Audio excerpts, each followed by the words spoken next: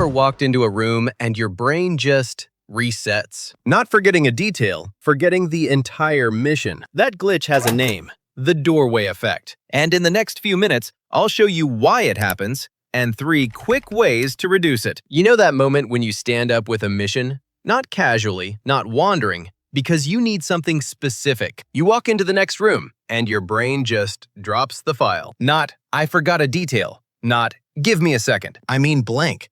Like the thought got unplugged mid-sentence. You just stand there, staring at the fridge, or the counter, or the wall, waiting for the room to explain why you're in it. And the most frustrating part is this. You know you had a reason. It mattered enough for your body to move. Your legs followed instructions. Your brain didn't. This isn't random. This isn't you getting old. This isn't your memory falling apart. This is a real, studied cognitive effect. And yes, it almost got me too. I was so focused on explaining it that I nearly forgot to welcome you.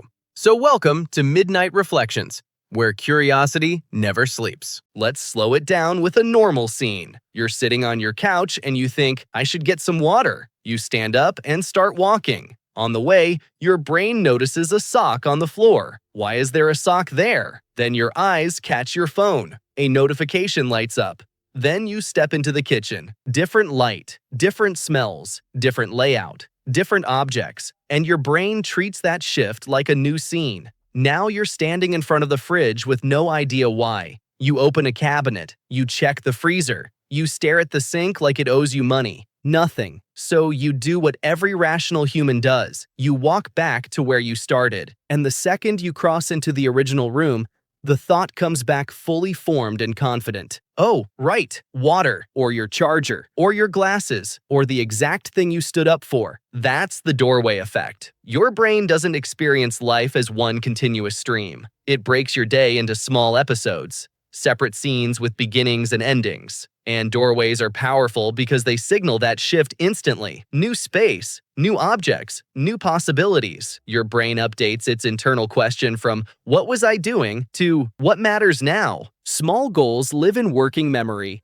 and working memory is fragile. It's temporary, limited, and easily disrupted. When the context changes, that small goal can become harder to access. Not erased, just pushed out of reach. That's why walking back works. You return to the context where the thought was created, and your brain retrieves it like it was waiting on the other side of the scene. This isn't speculation. Psychologist Gabriel Radvansky and his colleagues tested this directly. People were more likely to forget what they were doing after passing through a doorway than after moving the same distance without changing rooms. Different environments, different setups, same result. Your hallway has peer-reviewed evidence, and it doesn't stop at rooms.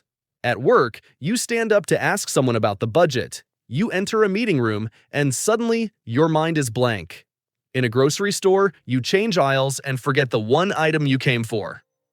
On your phone, you unlock it for the weather and end up watching a video you don't even remember choosing. Same mechanism, different doorways. A doorway is any context shift that tells your brain, new scene. Doorways don't always erase thoughts. The effect depends on how distracted you are and how much you're already holding in your mind. When mental load is high, a context shift is often enough to drop something small. So if you want this to happen less, here are 3 quick moves. First, name the mission. Before you cross the doorway, say it. Quietly is fine. Water, charger, glasses. Keeping it active helps it survive the shift. Second, carry an anchor. Pick up something connected to the task, a cup, a cable, anything, so the goal travels with you.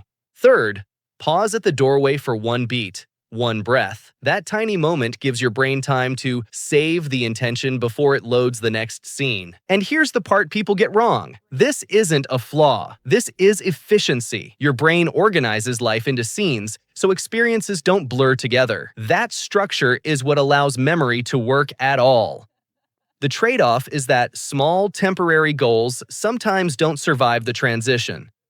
So, the next time you walk into a room and forget why you're there, don't panic. Don't assume something is wrong with you. Your brain isn't broken. It's doing exactly what it was designed to do, cutting life into episodes. And sometimes, when the scene changes, the thought doesn't make it into the next one. Now you know. Got more midnight questions? Leave them in the comments. Stay curious, and I'll see you in the other midnight mystery.